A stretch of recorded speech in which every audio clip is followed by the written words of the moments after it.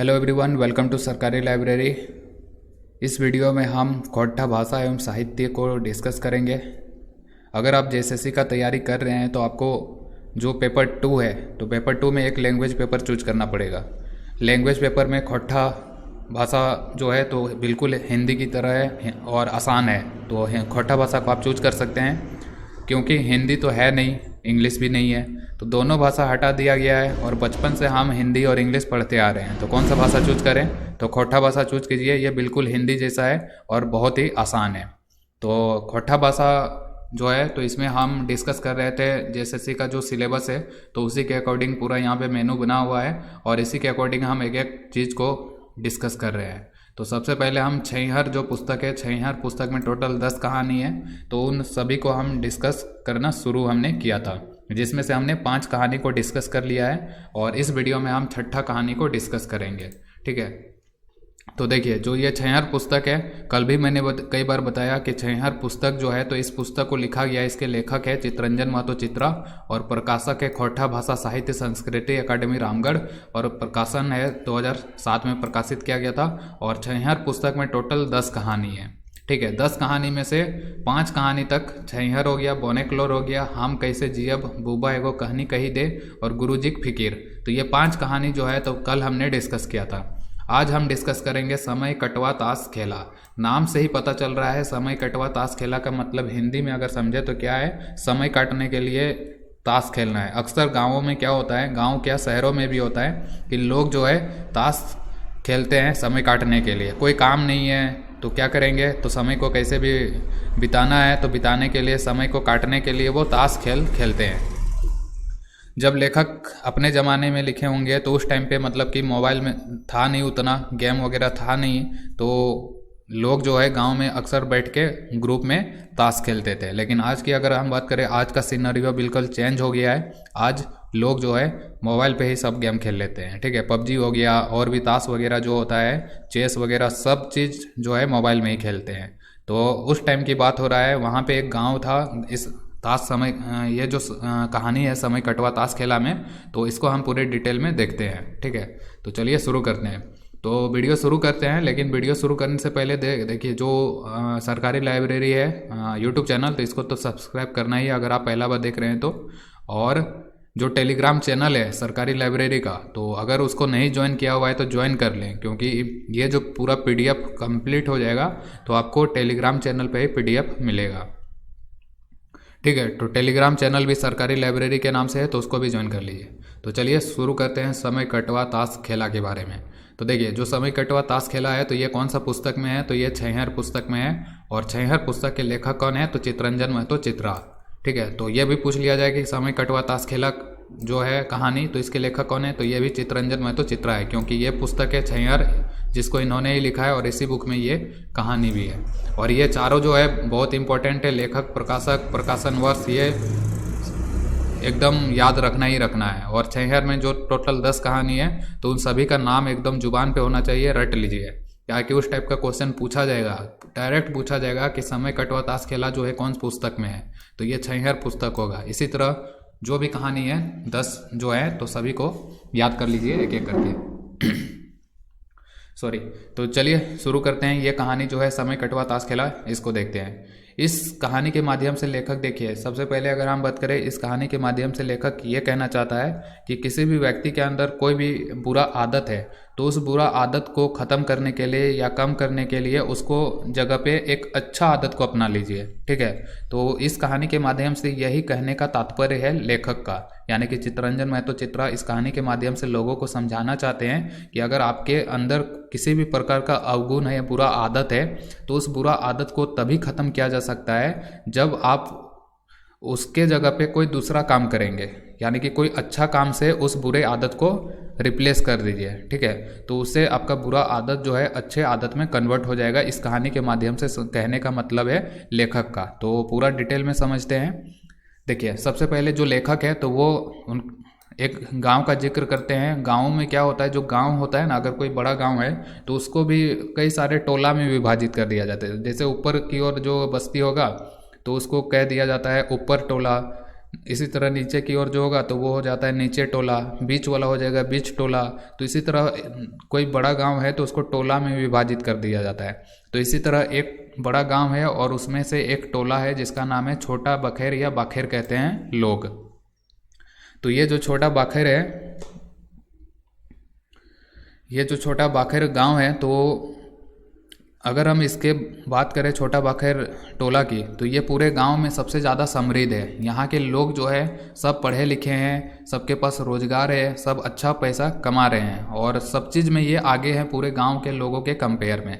तो छोटा टोला जो बाखेर है तो ये सभी चीज़ों में आगे है पूरे गांव के लोगों से। लेकिन कहते हैं ना कि आपके पास कितना भी अच्छा गुण होगा, कहीं ना कहीं आपके अंदर कुछ ना कुछ अवगुण होता ही है। तो इस कहानी में भी यही बताया गया है कि भले ही ये छोटा जो टोला है, छोटा बखेर है जो है, तो ये भले ही कितना भी समृद्ध हो, लेकिन इस बाखेर के अंदर जो रहने वाले लोग हैं तो उनके भी अंदर कुछ ना कुछ अवगुण है। और वो अवगुण क्या है, तो इस कहानी में 3 लोगों का जिक्र किया गया है और ये तीनों जो है शिक्षक है जिनको कि ABC कहा जाता है।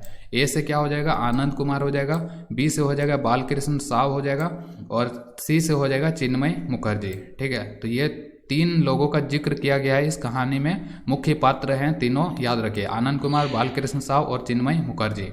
अब इन्हीं के बारे में इस कहानी में बताया गया है कि ये भी जो है आनंद कुमार, बालकृष्ण साव, चिन्मय मुखर्जी, ये भी इसी छोटा टोला या छोटा बाखेर से बिलोंग करते हैं। देखिए खोटा भाषा में जो बाखेर होता है ना, तो बाखेर का मतलब होता है परिवारों का समूह। जैसे एक गांव में अगर 10-15 परिवारों को मिला दिया जाए और उनको समूह में जो है उनके समूह को बाखेर कहा जाता है। तो बाखेर होता है परिवारों का समूह जिसमें कि 10 से 15 परिवार शामिल होते हैं। तो उसी बाखेर में जो है आनंद कुमार हैं, बालकृष्ण साव हैं, चिन्मय मुखर्जी हैं और ये क्या करते हैं, ये शिक्षक हैं, यानी कि इनके पास नौकरी है, अच्छा पैसा कमा रहे हैं। ठीक है, लेकिन क्या है कि जब भी इनको छुट्टी मिलता है, जैसे कि सैटरडे संडे छुट्टी हो गया या कोई सरकारी छुट्टी हो गया, जैसे 15 अगस्त, 26 जनवरी, कोई भी सरकारी छुट्टी है, तो उस सरकारी छुट्टी का जो दिन है तो उसको ये क्या यूटिलाइज क्या करेंगे, बल्कि उसको ख़त्म करने के लिए, उसको व्यतीत करने के लिए ताश खेलते हैं। मतलब कि ताश खेलने में पूरा छुट्टी ख़त्म कर देते हैं। तो जैसे कि कोई भी छुट्टी का दिन आता है तो ये ताश लेके बैठ जाते हैं और पूरे दिन भर जो है ताश खेलते रहते हैं। इसके बाद इनको दुनियादारी से कोई मतलब नहीं है कि क्या हो रहा है, बस ताश खेलना है और छुट्टी का दिन को ख़त्म कर देना है, ऐसे ही ताश खेल खेल के। तो यही इनका सबसे बड़ा अवगुण बताया गया है आनंद कुमार, बालकृष्ण साव, चिन्मय मुखर्जी का। और इसी दौरान जो है जो यहाँ पे जो आनंद कुमार है, इन तीनों में देखिए आनंद कुमार, बालकृष्ण साव, चिन्मय मुखर्जी, इनमें जो सबसे बड़ा व्यक्ति है वो है आनंद कुमार। ठीक है, आनंद कुमार सबसे उम्र में बड़े हैं और ये जो बालकृष्ण साव हैं और चिन्मय मुखर्जी, तो ये इनसे छोटे हैं। ठीक है, तो ये बालकृष्ण साव और चिन्मय मुखर्जी जो है लगभग एक ही उम्र के आसपास है, लेकिन आनंद कुमार इन तीनों में से सबसे बड़े उम्र के हैं। और एक दिन क्या होता है, ये ताश खेलते रहते हैं और इसी के कारण से जो ये चिन्मय है तो इसकी पत्नी गुस्सा हो जाती है और गुस्सा होके ये तीनों को खूब खरा खोटी सुना देती है, मतलब कि झगड़ा कर देती है कि दिन भर कोई काम धंधा मिलता नहीं है, बस ताश खेलते रहते हैं, एकदम निठल्ला हो गया है तीनों। ठीक है, तो इसी तरह कुछ बहस हुआ होगा।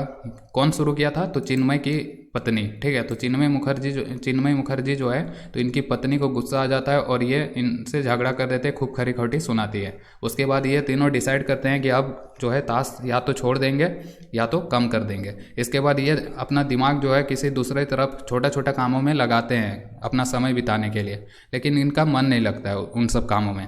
धीरे धीरे क्या होता है, समय बीतता जाता है और ये चिन्मय जो है, जो कि शिक्षक था, तो ये रिटायर हो जाता है। सभी रिटायर हो जाते हैं, हाँ ठीक है, तो सभी रिटायर हो जाते हैं, चिन्मय भी रिटायर हो जाता है। और चिन्मय का रिटायरमेंट होने के बाद, मतलब कि नौकरी ख़त्म हो गया, नौकरी ख़त्म होने के बाद चिन्मय जो है अपना समय बिताने के लिए वो कुछ पढ़ना चाहता है। जैसे कि होता है ना आदमी का शौक, समय काटना है तो कोई कहानी वगैरह, कोई बुक वगैरह पढ़ना है, तो इसी तरह चिन्मय भी जो है पढ़ना चाहता है। लेकिन इसका क्या होता है, उम्र के साथ इसका आँख खराब हो जाता है।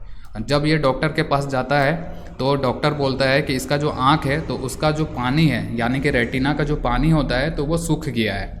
ठीक है, तो सूख गया है भैया, वो बोलता है कि अब ये आँख का रेटिना सूख गया है तो इसका इलाज नहीं हो सकता है, आप नहीं देख सकते हैं।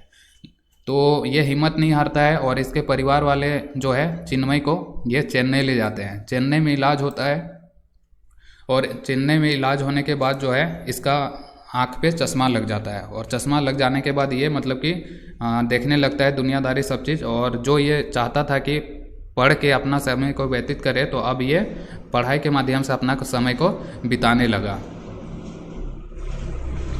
और इसी दौरान एक दिन ये तीनों बैठे हुए थे, चिन्मय मुखर्जी, बालकृष्ण साव, आनंद कुमार, ये बैठे हुए थे। तो इनके दिमाग में एक ख्याल आता है कि क्यों ना जो पहले का जो आदत था ताश खेलने का, उसको कुछ अच्छा आदत में कन्वर्ट किया जाए। ठीक है, तो ये इनके दिमाग में,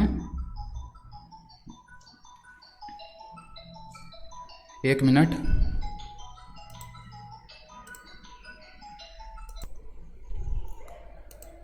तो एक दिन ये बैठे हुए थे, तभी ये चिन्मय के दिमाग में आता है कि पहले जो ये ताश खेल के अपना समय बिताते थे, तो क्यों ना उसके जगह पे ये कुछ अच्छा काम करे। तो ये चिन्मय पहल करता है, ये कहता है कि आनंद को कहता है कि क्यों ना तुम हारमोनियम बजाओ।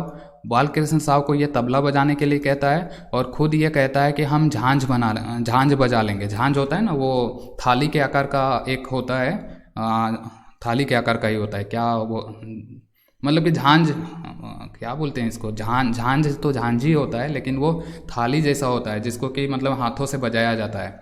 तो ये तीनों सोचते हैं कि कुछ ना कुछ बजाएंगे और इस तरह से एक नया जो है हम लोग संस्कृति शुरू करेंगे। मतलब कि ये चाहते हैं कि एक सांस्कृतिक केंद्र खोला जाए।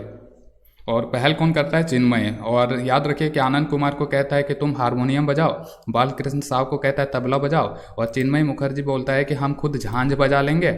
और इसी दौरान ये कहते हैं कि गांव में सीताराम नाम का जो व्यक्ति है, तो उसको भी ताश खेलने का आदत लग गया है, लेकिन वो अच्छा ढोलकी बजा लेता है। तो ये कहते हैं हम लोग चारों मिलके एक नया सांस्कृतिक केंद्र खोलेंगे।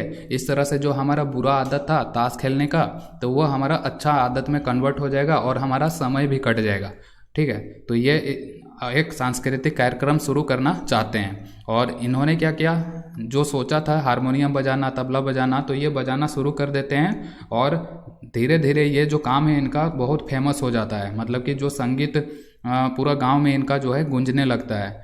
तो इस तरह से जो उन्होंने क्या किया, इनका जो बुरा आदत था, तो उस बुरे आदत को एक नए अच्छे आदत में कन्वर्ट किया। तो इसी तरह से जो लेखक हैं उनका इस कहानी का अगर हम निष्कर्ष की बात करें तो यही निकलता है कि अगर किसी भी व्यक्ति के अंदर कोई भी बुरा चीज़ है, बुरा मतलब कि आदत है, तो वो उस बुरे आदत को ख़त्म कर सकता है, बशर्ते उसको उस बुरे आदत के जगह पे एक अच्छी आदत को चूज करना पड़ेगा और उस पर अपना ध्यान लगाना होगा। तो आपके अंदर भी अगर किसी भी प्रकार का बुरा मतलब कि कोई भी संगत है या कोई भी बुरा आदत लगा हुआ है, तो उसको अच्छा आदत में कन्वर्ट कीजिए। उसको उस टाइम पे जो जिस टाइम पे आप कोई बुरा आदत वगैरह मतलब कि, एक मिनट, तो कहने का मतलब यही है कि मतलब जो बुरा आदत है तो उसको अच्छा आदत में कन्वर्ट करें।